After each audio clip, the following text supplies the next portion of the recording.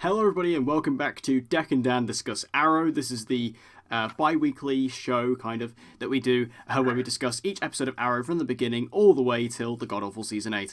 And with me this week, along with Dan, who from this point forward will be referred to as Hoss, we have a special guest with us, which is our good friend, Dan. Another welcome. Dan. You can't get too many Dans. Yes, so welcome to the show, Dan. This is your first Thanks time for here, having me, and we're sure we're going to have you on many, many more times as we go through this series. So yes, just before we get going, I said this to these two before we started recording. Dan, who you're used to on this show from this point forward for this episode, as in me, the as usual in this guy, one. yeah. The grumpy one. He's referred to as Hoss from this point forward, which is the usual nickname we give each other, but for this point, for this particular show, he's having that name. And Dan Finn, say hello. Hey, man. You're Dan. So, Yep. just to avoid any confusion, we have Hoss, who's your usual suspect, and Dan, who's the new guy. So, before we jump into our episode of Arrow for this episode, which is episode 6 of season 1, entitled Legacies, I got it this week. Well done. Nice, well done. He's improving. We're going to talk about The Flash from last week, because it's actually been a few days since we recorded one of these, we actually haven't done our thoughts on The Flash. So this was the penultimate episode of the season now, the sort of premature penultimate episode, and this was very much focused on bringing back Godspeed into everything, and also bringing back another villain, which was the Pied Piper. This episode, I thought, while a bit on the fillery side, was actually really fun. I really enjoyed having Godspeed there, just because I've missed, like, we speak about this a lot now, I do miss having speedsters on the show. Especially because I think with Godspeed, there's such a sort of aura of mystery around him. Especially even more so now, I think it's just adding this element of sort of intrigue to the show and to his character that I want to explore more. Especially because we actually got the impression going into this episode that this was the actual Godspeed, and then at the end we find out it's not. There is still more out there. Tell you what, I didn't expect Joe to show up. No, that was weird. I thought he would honestly be gone for the rest of this season. I did as well. That's what we said. Yeah, that kind of got rid of the whole point of him being on, what is it? Witness protection. Yeah. Because, like, if the actor's fine now, isn't he? Like, I know he was. I'm pretty sure he's recovered from his back operation that he had. Yeah, so it seems weird to only put him out for like one episode, but the actual actor, is fine. Yeah, it's proper strange. I don't know. Does anybody know if Jesse's doing anything? Like, has he I don't know. Going on? I didn't really research it. I mean, I'm not the kind of person that puts that kind of effort into this, so I have no idea. No one is.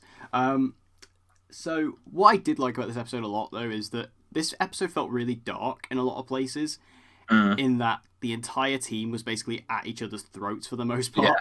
Like, even Cisco and Barry, who we've not seen have this such much tension since, like, season 3, when Cisco was being really annoying.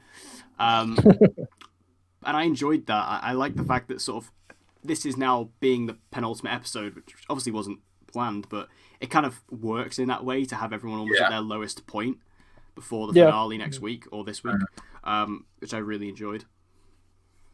Yeah, same.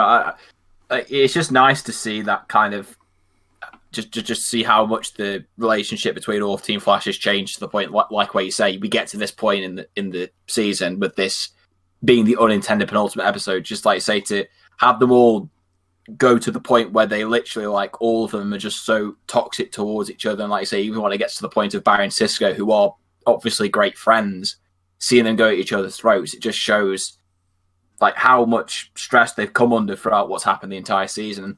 I don't really feel like that's ever really been the case, like say in the past 2 seasons, where it felt like everything was a bit inconsequential, everything was forgotten about quite quickly. Here it feels like there's been consequences and it's taken tolls on people's relationships with one another. And I think, it was just awesome to see that in this episode. And I think especially, like, the biggest thing that really surprised me about this one was Pied Piper. I forgot how much I loved him as a character. Yeah, he was a pretty fun character, actually. Yeah.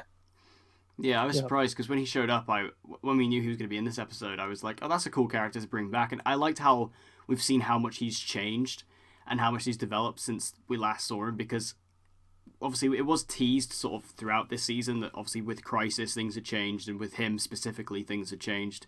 But I like the fact that he was smart enough to know that Cisco was Vibe and Barry was the Flash, and the fact he didn't say anything about it was quite nice. And the way that we were able to see that sort of flashback in a way, even though we'd not seen it before, of Barry fighting him, which ended up taking out his right-hand man, which we found out was actually his boyfriend. It added a lot more humanity to him, which I liked. And I was surprised because the actor who plays him, I think, really did a great job in the episode as well. I enjoyed his performance a lot. I liked what he was able to bring to it. So it was nice to kind of bring that character back, and then to see him team up with Barry at the end to take down Godspeed and use their sort of, use their powers in tandem was really nice. Yeah, I will say that the way they dealt with Godspeed off screen did feel a bit weird. Yeah. That was weird. It was almost as if like they couldn't, for some reason, they just lost the Godspeed costume and just like, all right, we'll just have to make up something. Like, it was weird. It felt like there was a scene missing there. Like, why we couldn't have that scene. I don't know where the time was where Barry went off to interrogate him. Like, it's weird that we didn't get that scene. Especially because it's like, because Cisco's like, oh, well, I guess that's the end of Godspeed, and Barry's like, no. No, it's very sort of weird. Like, did they just not film it type thing? I guess they obviously didn't, but yeah, it's a bit strange how it's done. Yeah. Did anyone find like the Frost and Ralph stuff weird? Like, a little bit. Like, was it just me, or did they seem incredibly flirtatious? But they just chuck anyone at Caitlin. Every season now, though. Yeah, and the thing is, I would be totally fine with this, and I wouldn't even question it. Like, if Sue was not in this season, I'd be like, oh well, yeah, sure, of course they'll be together. That makes so much sense. But given the fact that Sue's here, I mean, this might have just been, me interpreting it wrong, and I'm sure it was. I just found these scenes weird, like, especially because it's so detached from everything else going on. It just feels a bit strange to have these like argument scenes where, and then eventually they come back together, and like, and also I don't know if it's like a Frost thing, like maybe like does because obviously now Frost is kind of a separate entity to Caitlin. Is it like that she has feelings for Ralph, but like Caitlin doesn't? Like Caitlin's completely unaware. Like, I don't know. Because I've kind of felt that way this season. Like, it seems like Frost is a lot... Because obviously we've had a lot more Frost than Caitlin this season. It seems like she's been getting a lot closer to Ralph than Caitlin was. I don't know. I just found it a bit strange. I'll tell you what was hilarious. Was when Iris walks in and finds Camilla in the Mirrorverse. So we finally see Camilla in the Mirrorverse for the first time. We haven't seen it yet. And it's the way Camilla's like, oh, tell me something that only Iris would know. And Iris is like, oh, Cisco's your boyfriend, and he loves you, right? Great job, Iris. Have you got anything else there, hon? Central City's like, number one reporter, right? Is that the best you got? It's only like, and she goes on for like 2 minutes until she eventually goes, oh yeah, there's that Chewbacca t-shirt that he only allows you to wear. Did it take you 2 minutes to get to that conclusion? Has Camilla been made has she been made season regular next season? I don't believe so, no. Oh, which is God. interesting. You're not a fan? No, not really. I think there's just too many sort of reporters now in the show. Like, I prefer what's the other one called? Yeah. I think she's a lot better, even though her being a season regular next season is a bit weird. I'm like, okay, I'd rather her. But I think the reason why they've not made Camilla a regular is, and I know we've discussed this before, is I think it's because Camilla is going to die. Well, actually, I don't know, because obviously with the lesser episodes, this obviously may not happen, but I think Camilla was actually originally planned to die, and then that would cause Cisco to leave the series, and that is why Allegra has been made a regular, and also Chester P. Runk has been made a regular, and he will take over Cisco's position. I've been thinking about that whole Chester thing, in that with Vibe not having his powers now, he's kind of Chester, like, he doesn't have powers now either, does he? No, his powers were taken away, right? Yeah, so like with Chester being a regular and Cisco, they're basically the same like comedy character.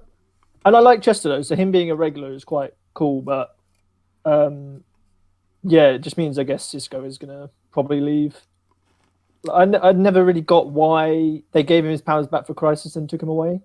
Yeah, He no, should have yeah. just kept it was them. weird. Yeah, I mean, Yeah. I think what's going to happen. I think that Cisco is going to leave, and obviously this may not happen until like the early portions of season 7 now. But I think that he's going to go, and I think Chester will take up that position because there's even the episode.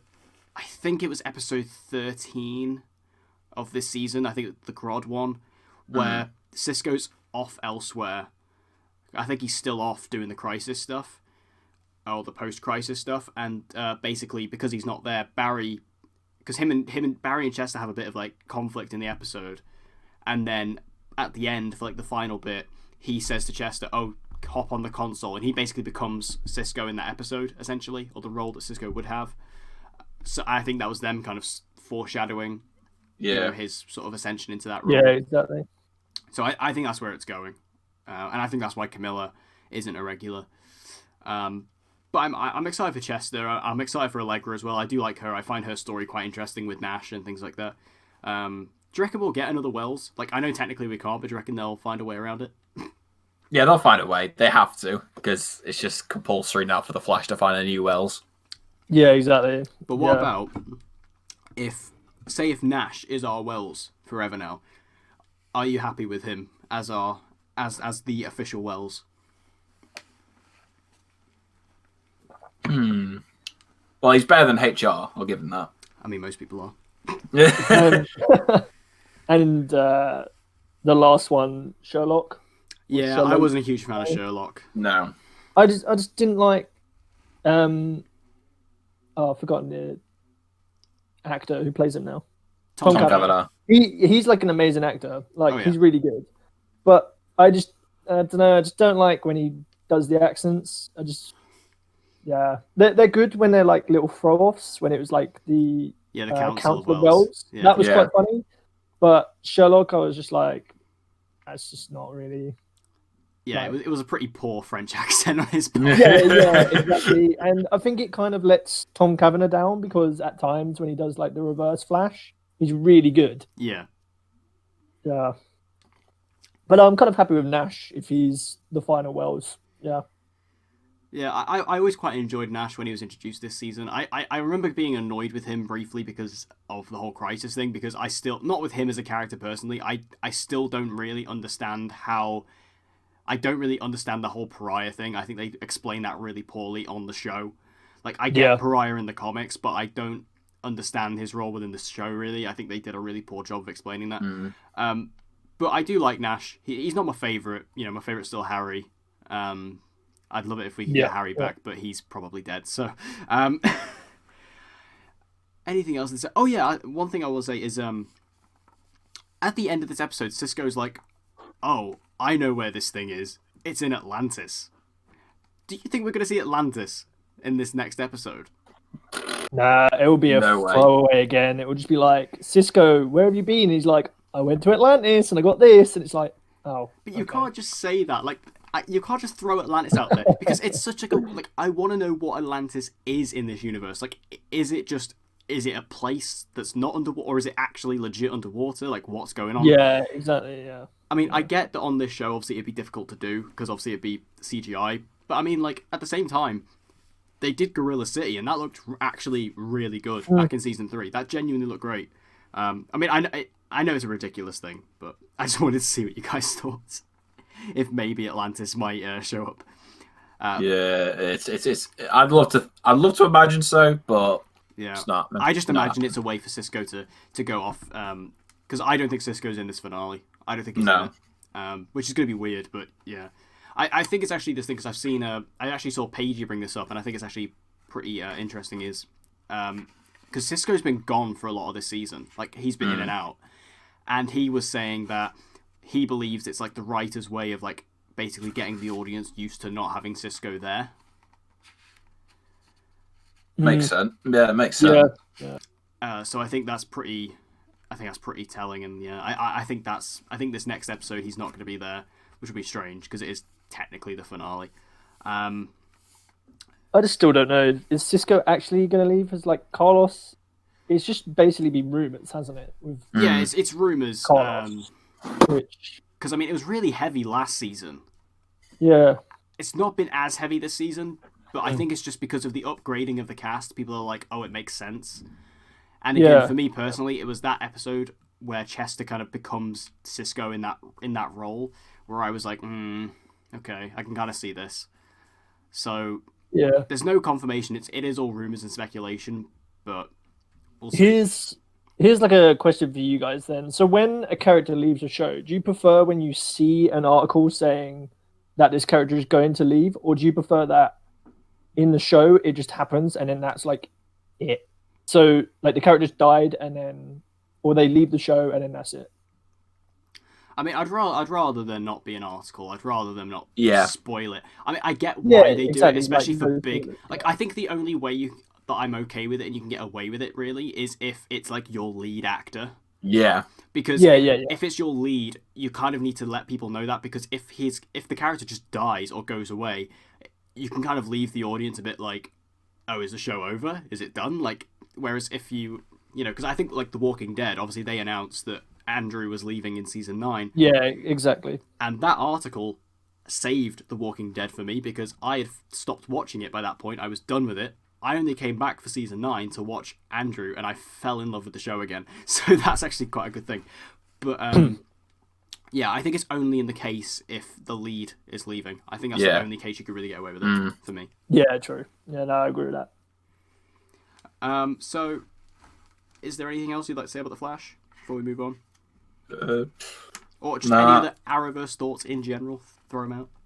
Arrowverse thoughts? Well, Supergirl was apparently amazing, as you claim this week.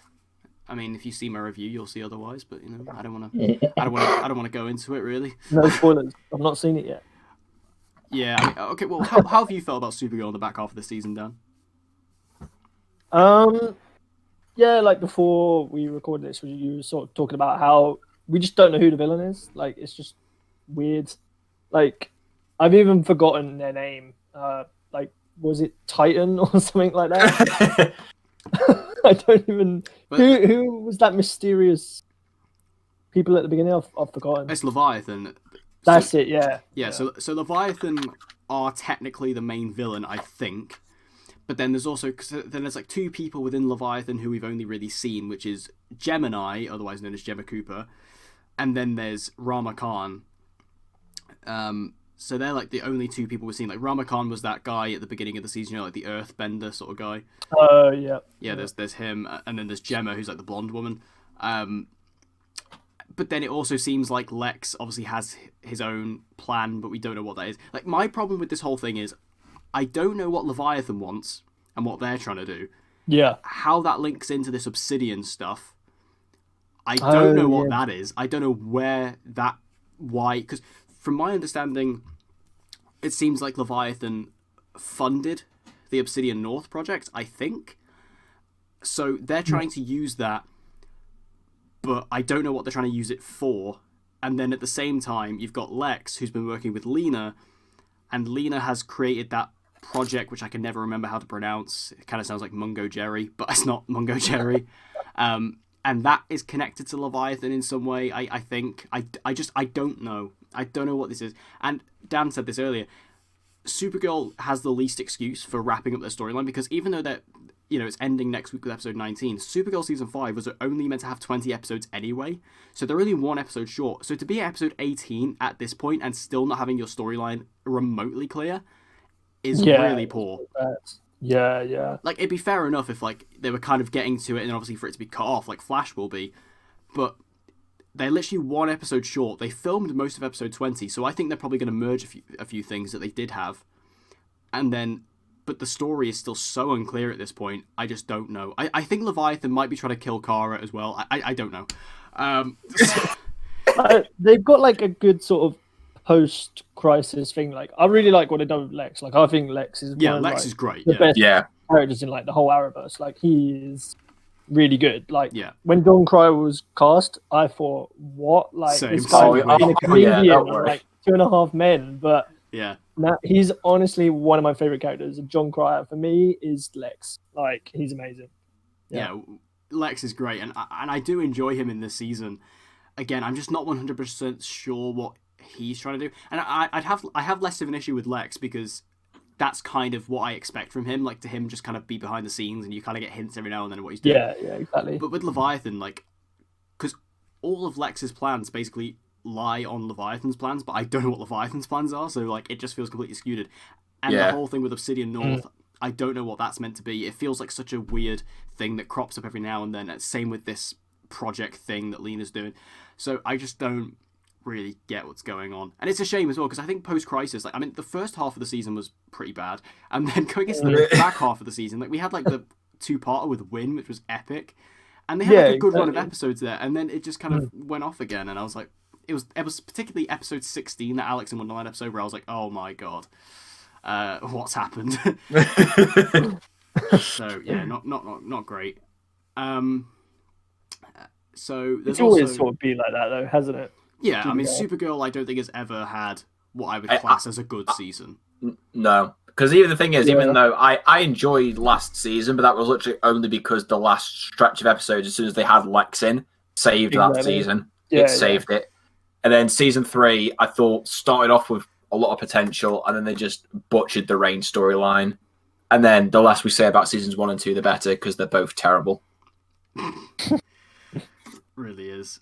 Are you caught up with Legends, Dan? Or I've seen some of it? No. I was speaking to Dan, your boss. Sorry, I've already messed it up already. Let's get a tally. Let's get a tally every time. Yeah, it's a game. Everyone take a shot every time. Yeah. So Dan. No, I'm not caught up. I think. What was the last episode that I saw of it? Oh, Dan, he's thinking. Yeah, I'm not caught up. So simply put, no. I'll be on one episode behind. Yeah. I mean, technically I am as well. But I mean, Legends, everyone knows how much I, to put it kindly, despised season 4 of Legends. But season 5, I've actually enjoyed. I still have issues with it. I still think that, I do miss the show that it was in season 2 and 3. But I do think this season has had a bit more of a narrative focus, which I've liked. Even though I think this whole Charlie thing with the Loom of Fate has been completely out of their arse. I don't know where they've come up with that, but whatever. It's alright. It's fine. I don't know. It's very Legends though, isn't it? That sort of has been their stories and whatnot. Like Legends is enjoyable at parts and it's got some fun characters, but then a lot of the characters are very samey. Like, how many human characters do we have on it now? Yeah, I think the entire cast is, except I guess Charlie's technically a goddess, I guess. Yeah. But yeah, it's mostly humans, and I do miss I miss that original cast. Like, I miss it when it was like Firestorm was on there, and I miss when Rip was there, and stuff like that. Peak cast when the show wasn't trying to be a shitty comedy show. Yeah. And and even though Matt Ryan does his best to keep it afloat with cool stuff, like Constantine's great, it's just he's not enough to really save it. It's enjoyable. Like, I am a lot more open to this season. I have been enjoying it a lot more. I think it's just because at this point as well, I've kind of just accepted it for what it is. Yeah, exactly. Same. Yeah. The thing is with this season is like, I think it's more acceptable, but it's kind of like a fast food season. You watch it, and then I honestly think that as soon as I'm done with it, I'm probably going to forget about most of the season within about a month afterwards. Yeah, like it's just you're watching it in the moment, but it's nothing memorable. Like seasons 2 and 3 are memorable. Yeah, this is kind of just enjoyable, but not that mind blowing. Exactly. Yeah, and I still wonder if is Osric Chow going to come back in as No idea. Absolutely no clue. I just still don't get the point. Like, if he never shows up again, what was the point of him on? Yeah, we could have. Like, he was a Paragon. We could have unearthed two Laurel as a Paragon if they're going to do fuck all with them. He was literally a Paragon. Like, if he doesn't come back, it's going to be really strange. Yeah, especially because and like the way they they've talked set it about up, him like once. yeah, like Ryan Once. Choi is literally the person who takes up the mantle of the Atom after Ray Palmer, Yeah, and Ray's yeah, gone, so it makes sense. I mean, it might be an announcement, like maybe for like because I know SDCC actually announced they are doing Comic Con this year, but it's like a at home thing. Maybe Legends will do something. We'll get like an announcement. He's coming on the show or something. But but I've been sort of thinking about it that they say they ran out of ideas on what to write for Ray Palmer. Then what the hell are they going to write for Ryan Choi? Because like, yeah, yeah, they're both the Atom, is that and what they if they're said not about going to have, Ray? yeah, that's like why he got why he Yeah. stopped. They couldn't think of anything else, so they It's were the just same. like, It's the "You're same done." excuse they use for Laurel in season 4 of Arrow. But the we don't have any more stories, even though they've Yeah. got like X amount of years of in the comic books Yeah, exactly. can turn to. Yeah, yeah. Yeah, because I remember listening to the Inside of You Michael Rosenbaum podcast with Brandon Routh, and he said that he wasn't pleased with how it wasn't his choice, and he was not happy with how it was Yeah, handled. yeah. Which Well, yeah, is a it just shame. seemed like such a shit excuse, to be honest. Yeah, it's pretty bad. But yeah, Batwoman as well. Yeah. No spoilers for Batwoman because it obviously No spoilers. Yeah. I won't spoil it. But to be fair, I wouldn't want to anyway because I've really been enjoying Batwoman in the back half of the season, so I wouldn't want to spoil it for you anyway. So Yeah. it was a good episode. I mean, this isn't much of a spoiler because it's literally plastered all over the promo pictures, but it was awesome seeing Hush kind of properly emerge in this episode. It was really cool. And no, his costume didn't look dumb, contrary to what the internet wants you to think. Well, Like, in the actual he looks. episode, does it look Yeah. quite good? Like Yeah, on screen. I thought it looked quite good, Nice. considering like the budget that the show's on. I think it looked pretty good. Yeah. It was a cool story. It's just a bit of a shame that obviously you're watching it and it's like, oh yeah, the next week's the final episode, because it doesn't really feel like it's leading up to a big finale. I mean, it sort of does with a revelation that happens in the last 5 minutes, but I just don't believe they're going to obviously resolve it by then, because like you say, Batman was supposed to have another like 3 episodes after this, so it's a shame in that regard, but still enjoyed it as an episode. I thought it was good. Yeah, I mean, I've obviously I'm still. What did I watch today? Episode. Wasn't it 7? Yeah, 7 was on today. Yeah, so that's where I'm up to, and I'm still really genuinely enjoying Batwoman. You know, I am kind of eating my words in a way. For the show. Well, to be fair, I never slated the show. I was just like You did. You slated it. You slated it. No, you slated it. You were like, I am never watching this. I never said I'm never watching it. I never said I'm never watching it. I slated the casting choice of Ruby Rose. I think she's really grown into it. I do as well. She's impressed me. I think she is actually good in the role. I enjoy her and her characterization of it.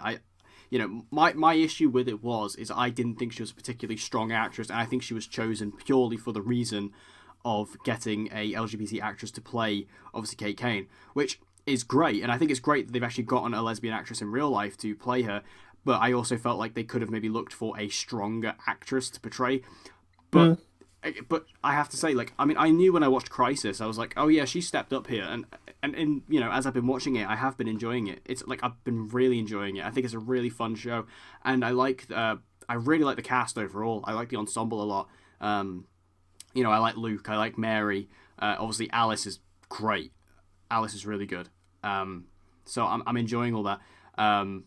Especially as well, the action's really cool because obviously it's a bit more like in line with Arrow, which is my sort of thing. So I'm enjoying it. I think it's really cool. So I am taking it back a little bit, I will admit. So there we go. That's Arrowverse chat wrapped up. So let's move over to the episode for this week, which is Arrow Season 1, Episode 6, otherwise entitled Legacies. This episode is basically a big turning point for Oliver, really, because this is where he starts to move away from the list a little bit and take a look at just some more general crime in Starling and sort of just become more of a general vigilante. So we have this family of robbers, 2 sons, a father and a mother, who are going around hitting many banks at one time to basically set them all up for life. And Diggle is the one to suggest it. So it's pretty cool. I like this idea of this family of robbers who are just going out there. It's kind of an interesting idea, something I've not really seen much before. And I like the fact that it's Diggle who is like, maybe you should consider just taking your eyes off that list for a bit, because it allows Oliver to kind of spread his legs a little bit. What? Stretch his legs. Oh dear. Oh dear. Declan's talking about his fantasies again. Oh, I knew I'd slip up one day. So it allows him to stretch his legs a little bit, go out there, and sort some other crimes. Oh my god! I'm gonna clip that. That's gonna go around on Twitter now. Oh yeah. Well, I've already got one clip, so I'm gonna make a montage by like the end of the season. Yep. Oh god, they could be nice little extras for, at the end of each season. Just put all of the Stephen love. Yeah, exactly. Oh my god. But I enjoyed all the stuff with just him actually doing something a bit different. Because as much as I enjoyed the list, and that's obviously like people know this is my personal favorite season of Arrow. I love the list sort of structure of how the season goes through it. But it is nice for him just to kind of go off and do some other things. Yeah. I think what it is just it's a really good way of how to do a filler episode, because in a way this is filler because obviously it's not really contributing towards the list, but the reason it's so good is the fact that it actually develops Oliver's character quite a bit, which is something that I never remembered with this episode. Like, I genuinely thought this was like one of the weaker episodes of the whole season, but then when I actually watched it, it's like, even though it's nothing to do with the list, there's actually quite a fair bit of character for Oliver, and not just with him in the flashbacks, but also in present day, and kind of how they merge it. Like, for a filler episode, it was great. I thought it was a very good filler episode. Well, in the flashback, he actually at the very end of the episode like finds out the list, doesn't he? When he gets it to the fire. Yeah. Yeah. And then also Justin Claiborne's name is on that list. Oh yes. Isn't it weird though? Because that scene where he finds the list like through the fire and stuff, isn't that used in the intro before this? Like in the other episodes? Isn't that like, a bit used? I'm pretty sure it is. I can't remember. I could be wrong. It might just be me like seeing that so many times after this point. But like, watch this man go back now on his Amazon Prime Video and actually watch the intros. It's like, oh, did he? Wrong, but it just, I don't know. It seems really familiar to me. I don't know. I could be wrong.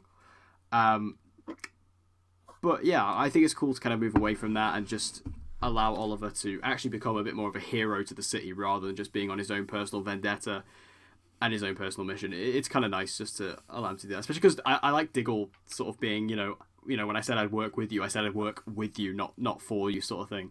And it's even the way like he completely lies to him, saying, "Oh yeah, the guy you're about to target, he's killed himself. Comes to the hospital," and then he just gets there, and it's just a completely different situation. It's quite cool. So Tommy is trying, obviously, to get with Laurel still, and he. Oh. I'll let you take this, Hoss, if you want. No. You were doing a perfectly good job. I have nothing to say. Oh really? I highly doubt that. I can feel the brewing tension beneath your voice. No.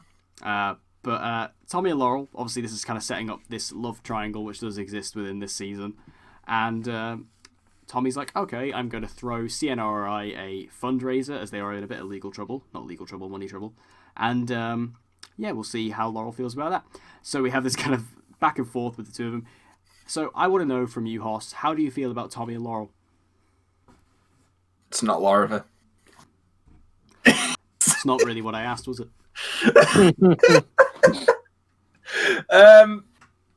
No, it's I think they did a good job of setting it up in the episode. There's that really nice scene between Tommy and Laurel when they're going through the paperwork when he's setting up the fundraiser. Yeah, and he talks about the moment that he realized that he actually wanted something more from a relationship when he was with Laurel. I thought that was a great scene, and it was really good how they developed kind of Laurel's opening up to having a proper relationship with someone that wasn't Oliver. I thought they did a really good job with that, and just Tommy again in this episode was just really good. And again, for that regard, I didn't realize how much of a good job this episode did with Tommy. Like, I think this is probably one of my favorite episodes I've seen so far with him, just in terms of him as a character. Although it was a bit weird when the scenes between him and Thea, and then Thea trying to trying to go in for a kiss on him, and you're just like, no, this isn't Game of Thrones. This is the wrong show. Yeah, I was thinking that when I was watching. I've never noticed that before because obviously, yeah, it's like they are actually siblings. It's kind of a bit of on the weird side. Oh, Jesus, yeah. Yeah. I mean, to be fair to Thea, Yeah, obviously it's they starting don't to know tip by me this now. point, but you know, Yeah. it's a bit of a Luke Skywalker Leia situation. But yeah, that is actually a point for me. There's like a big negative, and we've kind of said this throughout most of the episode. Thea was really annoying in this episode. Oh, he's finally agreeing with me. No, I've been agreeing with you, Hoss. It's you know, she has been annoying. I mean, the thing is with Thea, like obviously I love Thea as a character regardless, and you know, seeing her, it's because obviously we know where she goes and kind of how she gets there, but in this early season she is obviously really, and also keep it with the weirdness. So Thea's meant to be 16 at this point, right? 16, 17? Yeah. And Tommy's what, 25? So like, you know, I mean Tommy's not in the wrong here. Like Tommy obviously didn't engage in anything, but it's the fact that she's going after like a 25-year-old. Like, does she not know that's, you know, that could get Tommy in a bit of trouble, bit of hot water? I probably don't think they thought about that when they broke the seal. They didn't think it through. But yeah, Thea is a bit annoying in this episode, unfortunately. Yeah. Which was a bit annoying, but no. But yeah, Laura for the win. Always got to bring it back. I mean, I like Tommy and Laurel because I kind of enjoy the fact that, you know, when Oliver was gone, they kind of just said, let's give it a go. And they kind of found this kind of spirit within each other, which I think they were never able to kind of notice it before because obviously Oliver was always in the picture. Obviously it's not Laura, obviously. Not anything is, but in this particular case, as far as like other love interests for Laurel, I don't mind Tommy, to be honest. No, me neither.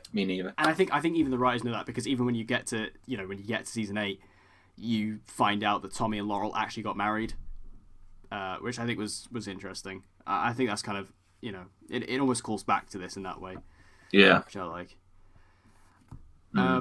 Also, Oliver and Moira, I really love their scenes in this episode. Yeah. Really good stuff. Everyone knows I love Moira. Love my Moira. And just seeing these scenes with them two, that mother and son dynamic, because it's the way Moira's like just so sick all the time. Oliver, like she's always like Diggle, like she's just so sick of Oliver just pissing off all the time. And I like the fact that she, you know, eventually sits down with him and they have that conversation. And like the ending scene of this episode is really bizarre for an Arrow episode ending. Yeah, that was a little bit strange. I mean, it's so cute though. Yeah, I do love me some belly burger, so I could overlook it. So hungry. I felt so hungry. I watched that. It made me miss McDonald's even more than I already do. Yeah, exactly, man. Exactly. But I just enjoy the fact that there's like Oliver just takes her out the big belly burger. I just think it's great, and then it's the way like Moira just picks up the fork and knife, tries to eat a burger, and Oliver's like, "Come on." Just pick it up, like, and then as she actually picks up the burger with her hands, you almost feel proud. It's like the rich people is finally becoming a commoner. But really cool stuff. I just love. Everyone knows who listens to my videos and to these shows. I just love Moira, and just these scenes were great. So yeah, I mean, unfortunately this episode doesn't have as much to speak about because, as you say, it was kind of filler. But it was very, very enjoyable filler. And again, it kind of sets up. Yeah.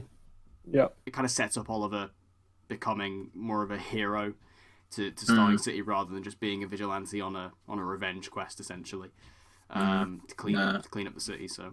Yeah, I did actually quite like as well. There was another scene that I really liked, was the one where Oliver and the father of the robbers, they have that conversation in the bar, and we find out obviously that, you know, he was basically fired by Robert Queen, and Oliver's trying to like offer him a second chance, and then it relates back to when, you know, he meets back up with him when they're robbing that bank, and he gets shot, and he's like, "This is my fault. I made my son turn into this," and then they have that brilliant parallel where they go to the flashbacks where Oliver and obviously having this hallucination of his father, basically paralleling how his father turned him into this vigilante. How because the thing is, Arrow has always been a story about the consequences of the father. Yeah. So I just thought the way they played it in this episode was just brilliant. And again, it's just I can't ever remember this episode being this good. Like, I genuinely was sat down watching it. I saw it was episode 6. I just thought, oh, no, I never really thought much of this episode beforehand, but it was actually a lot better than I remember it being. Yeah, and it was nice to have Jamie Sheridan there as well. Oh, yeah. Because we hadn't really seen him much beyond, the same sort of flashbacks that recur quite a bit. We hadn't really seen him that much, so it was nice to have like some new kind of lines with him. Yeah. I'll tell you one thing I thought of. This is completely unrelated to this episode. This goes back to the pilot and also the season 5 finale. I just thought this randomly watching the episode. So in season 5 finale we find out that the long hair and the beard was all fake. Yeah. Like it was a wig and all that shit. Do you not think what was the point where, because we see Oliver in the pilot in the hospital bed or in the hospital room, sorry, and he looks like Oliver as we know him. When was the point where the wig came off? No idea. Because surely someone would have noticed. Because did someone shave it? Because if they would have shaved it, they would have noticed it was a wig. And Oliver couldn't have just taken it off. Unless he just took the clippers to the bathroom himself and said, "Give us a second." Yeah. I mean, I don't know if you trust, a hospital patient who had just been stranded supposedly on an island for 5 years to go do that. I don't know.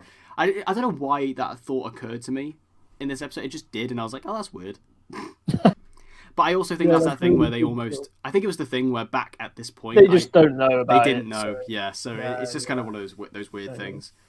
Or maybe Oliver's special doctor friend that he has... Oh, yeah. Maybe got rid of it then. Let him get away with it, yeah.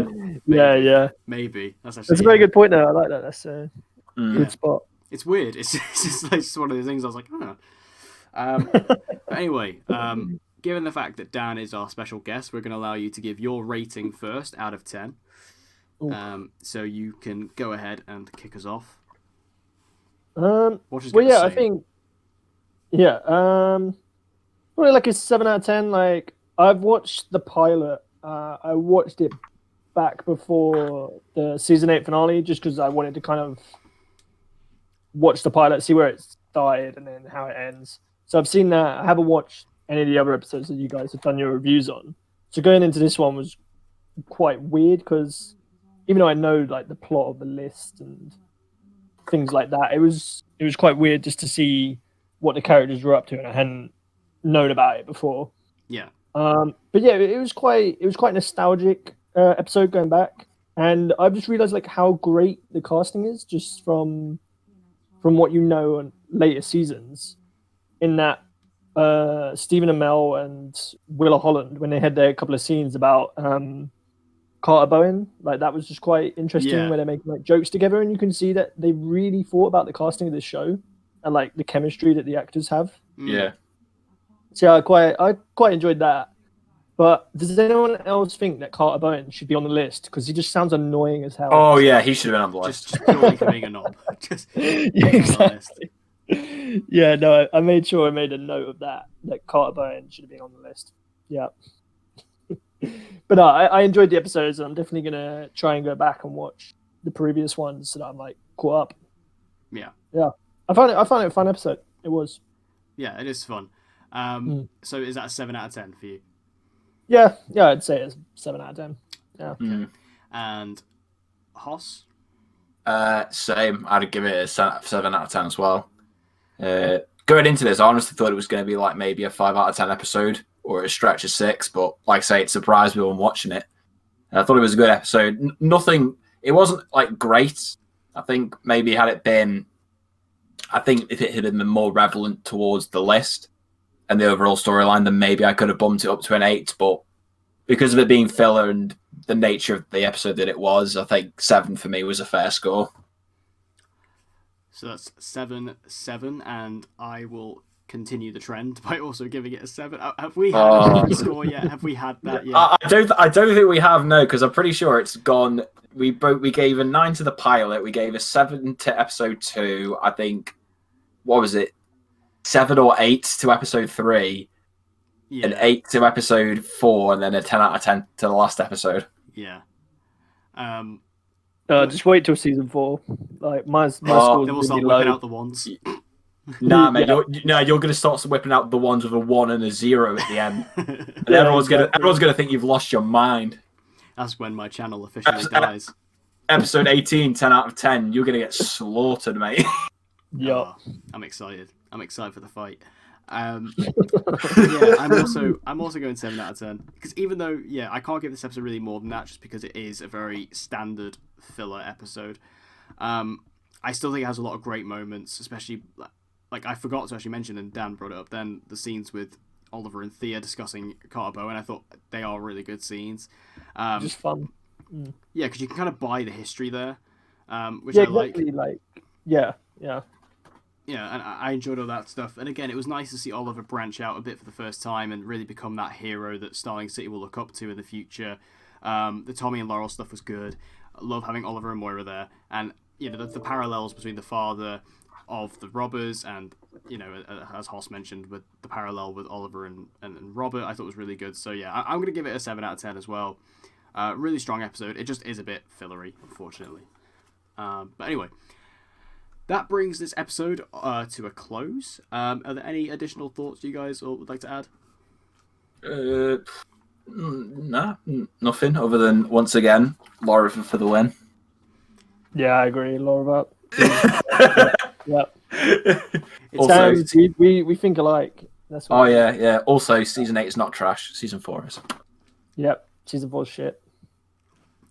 Anyway, I want to thank you guys for listening, and we hope you guys did enjoy this Declan episode. is Damien Dark little bitch. If you did enjoy this episode, make sure you give it a like and make sure you subscribe to this channel for plenty more. We hope to have Dan on very soon. We want to thank you for coming on for this episode. Cheers, man. I will try and come back when I can. Yeah, we'll get you on loads more. And if you want to see more content like this, be sure to subscribe and hit that notification bell so you don't miss any uploads from DC Central or any more of these episodes of the podcast. And with all that said, I've been Dec. I have been Hoss. And we hope to see you guys again. Oh, sorry, I cut you off. I didn't know. Wow. I didn't plan that, so I didn't know how this was going to go. I didn't know if you were going to pull up or not, which is why there was a kind of a delay there. Let's start that again. As always, I've been Dec. I have been Hoss. And I've been the other Dan. And we hope to see you guys again next time.